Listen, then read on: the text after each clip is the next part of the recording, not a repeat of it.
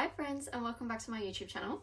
So for today's video I thought I would do a little bit of a sit down chatty video, and I'm going to go through 25 books that I want to read in the year of 2025. I do realise that it's like March, but that's fine. These are 25 books that I want to read in the next 9 months of 2025. I've got lots of books off my physical TBR off my shelf, and I've also got a few books that are going to be released in 2025. So yeah, so I think I might start with books off my physical TBR, and then I'm gonna do anticipated releases at the end. I have 19 books off my physical TBR, which I'm not gonna lie is not even a dent in that. So the first book that I have is Archer's Voice by Mia Sheridan. This has been on my shelf for like the better part of like 2 years. I feel like I'm missing out. I feel like this is like an old book talk book, and I never read it. I never got round to it. And you know what, maybe 2025 is the year to do it. I'm pretty sure it's a romance book. I know that so many people are obsessed with this book and love this book and rave about this book, so maybe I'll get round to it at some point. The next book that I have is Chain of Gold by Cassandra Clare. I've never read a Cassandra Clare book, and I feel like 2025 is the year that needs to change. But I know so many people who love this book and love this trilogy, and you know what? I just need to read it. I'm pretty sure it's set in like the Regency times, kind of, in London. And it's a fantasy and there's romance in it, and I feel I would be obsessed with it. That is number 2 on the list. A lot of these as well are books in series that I need to finish. I have a lot of book series I'm in the middle of at the moment, and I would like to finish some of them in 2025. So next I've got Practice Makes Perfect by Sarah Adams. This is the second book in Sarah Adams's When in Rome trilogy romance little book series she's got going. I don't know if it's an actual series, but they're like standalone romances which are interconnected, sort of like Chestnut Springs. Small town romance, super duper cute. I loved When in Rome, so I have no doubt that I'll love Practice Makes Perfect as well. I'm super excited to get into these ones. The next book that I have is Finale by Stephanie Garber. This is the third book in the Caraval trilogy. I'm not gonna lie, I haven't loved the Caraval trilogy, not as much as I loved the Once Upon a Broken Heart trilogy. So I just haven't felt like I really wanted to get into this one. Caraval I thought was okay. And then Legendary, the second book in this trilogy, I also thought was like, it was alright. It was better than Caraval in my opinion, but it wasn't giving the Once Upon a Broken Heart vibe that I got. I just got 5-star feelings from the Once Upon a Broken Heart trilogy, and I just haven't got it from this series yet. I've just sort of put Finale off for a long time, but I'm really keen to just finish this trilogy, so I'm ready to just shut that door, get it over with. Not get it over with, I'm sure I'll enjoy it, but you know what I mean. Next I have The Prison Healer by Lynette Noni.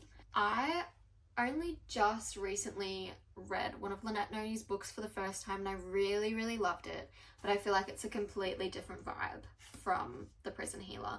I have heard so many people rave about The Prison Healer, and that just makes me want to read it so bad, and I've heard that it's such a great fantasy book.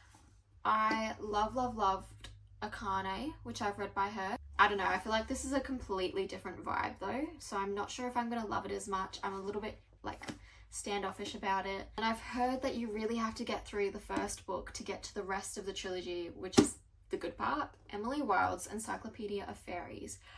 I've heard so many mixed reviews about this one. I've heard that people don't like it, found it a little bit boring, but then I've heard that other people really loved it, and it honestly just sounds like a cute little enemies to lovers romance fantasy, super cozy, and I feel like I'd be so into it, and it could be something so like not mind-numbing, but like super cozy, you know, got the feels. But I might leave this one till winter in Australia, just so I can sort of have the right vibe. And look at the cover. Like, tell me she's not gorgeous. I want to read it just because of the cover. Love and Luck by Jenna Evans Welch. This is like the second book in. The first book was Love and Gelato, and they're just cute little YA romance books. I literally ate Love and Gelato up. I loved it so much. It was just such an easy read, and sometimes you just need a cute little romance YA. I don't know how else to explain it. They're just so easy to read, and they're not too long, they're not too short, and look, the font is huge and I love that.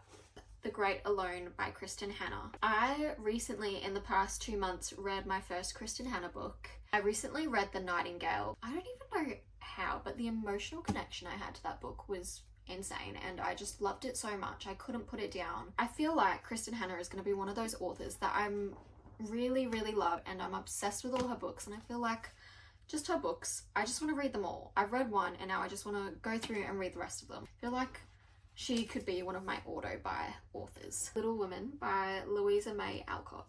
This is a classic. This would be the first classic I have ever read. And also, I got this beautiful painted edition from my mum for Christmas, and I'm just obsessed, and it's just sitting on my shelf, and I just feel like, you know what, I need to read it. I've been wanting to read Little Women for a while. I really love the movie. I just feel like I'm gonna love the book as well, and it might be a bit different. And I just want to broaden my reading genres this year. And it's just stunning. I just want to read it just because of the cover. This is a part of the Dirty Air series, which is an F1 romance book series. I've never read one of Lauren Ash's books before, but the thought of an F1 romance just sort of intrigues me. I feel like F1 is such a big thing at the minute, and I sort of want to just get into it. So you don't see a lot of those around, so I'm really keen and super interested in it, and I feel like it could be super fun. This next one really scares me, I won't lie. House of Earth and Blood by Sarah J Maas. I have read ACOTAR, I've read Throne of Glass, but I have not read the Crescent City series because I am so intimidated by it. It's just so big. So I haven't even thought about reading this series in like a good 2 years. I think I'm gonna just have to wait till I'm in the mood to read this one. So I love her writing and just her worlds and the whole thing, but I'm so intimidated by it. And I also got spoiled for Crescent City 3, which I think put me off a lot because I didn't then have the anticipation of reading it and then finding out what's gonna happen. This next one is also part of a series, and it is also really scary to me, and it's the last book in that series, and I'm terrified to read it. Magnolia Park's Into the Dark by Jessa Hastings. I read Magnolia Park's The Long Way Home and Daisy Hates the Great Undoing last year, nearish the end of last year, and I was obsessed, and then I just ended up putting this one off for longer because I'm terrified. The ending of Daisy Hates the Great Undoing really had me shook, and now I don't want the emotional turmoil that comes with this book, but I still really want to read it. But also I don't want the emotional damage. Also terrified. I think the thought of it just terrifies me, so I've just been putting it off for ages, but I am going to read it at some point. I am going to read it this year. If I haven't read this book by the end of this year, someone slap me, literally. Next I have Part of Your World by Abby Jimenez. I have heard so many great things about Abby Jimenez's romance books, and I'm desperate to read them. I've heard that so many people love Yours Truly, I think, is the second book in this series. And I know she's got a new book coming out, and I've never read any of her books, and I feel like I'm missing out. And I'm pretty sure they're both doctors in this book. Surgeons. Oh, they're not surgeons. I think the next one's surgeons. A hot carpenter who's 10 years younger. Ooh.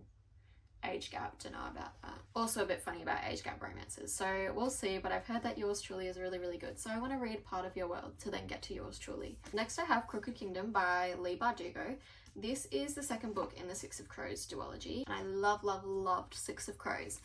I've just been putting off Crooked Kingdom for no apparent reason. I just feel like the end of Six of Crows was just kind of emotionally damaging, so I just haven't picked this up yet. But I am super keen to get to it and see how the story ends, because it's sort of left on a cliffhanger. Yeah, I really love a good fantasy duology, so I'm super keen to get to this one. In Six of Crows, they were feeding us little crumbs of romance, and I want to see where it goes. People We Meet on Vacation by Emily Henry, or You and Me on Vacation, I think is the UK title for it. But I bought this when I was in New York, and literally, how could I not? This cover is gorgeous.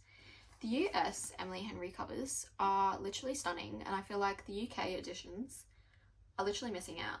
Just look at it, like, she's gorge. And yeah, I just feel like the UK editions just don't hit the same. Not much to say about this one. I recently read Happy Place by Emily Henry, and it was a 5-star read for me, and I can't believe I put it off for so long. I'm kind of really keen to read People We Meet on Vacation now, because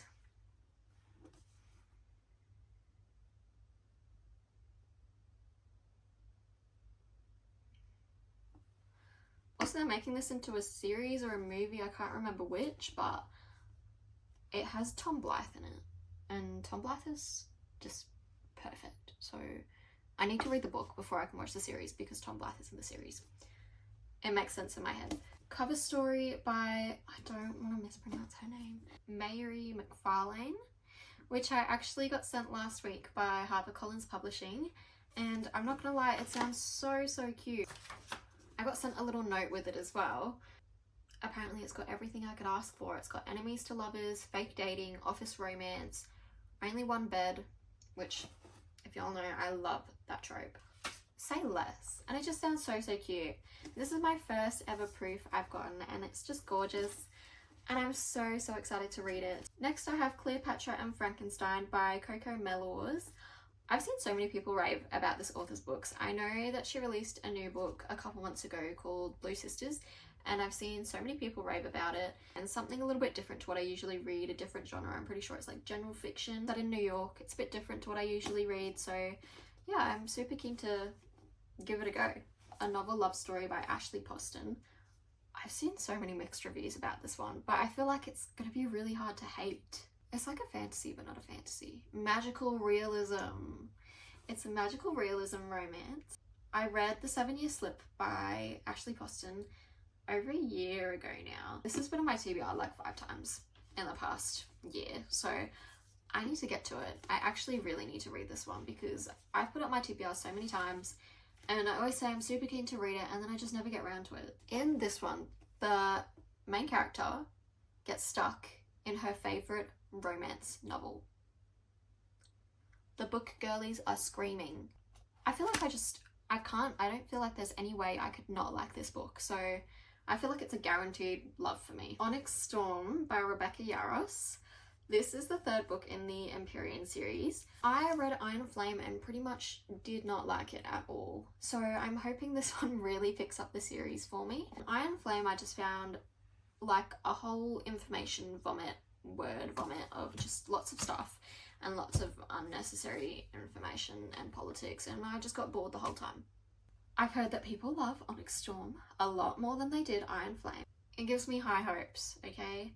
But I did not like the ending of Iron Flame really at all. I didn't like the twist in the ending, and I just wasn't really a fan, so I'm like, could love it, could hate it, who knows. I feel like this is kind of going to determine whether I read the rest of this series. I have a little list of anticipated releases as well that I can't wait to come out. So the first one I have is Fearless by Lauren Roberts, which is the 3rd book in the Powerless trilogy.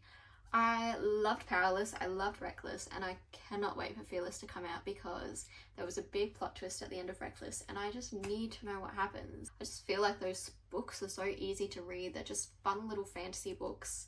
I do think they have a lot of similarities to other fantasy books I've read, but all in all, I still really love the series. And yeah, I just can't wait to finish the trilogy. The next one I have is actually a reread. I went to reread Percy Jackson and The Lightning Thief.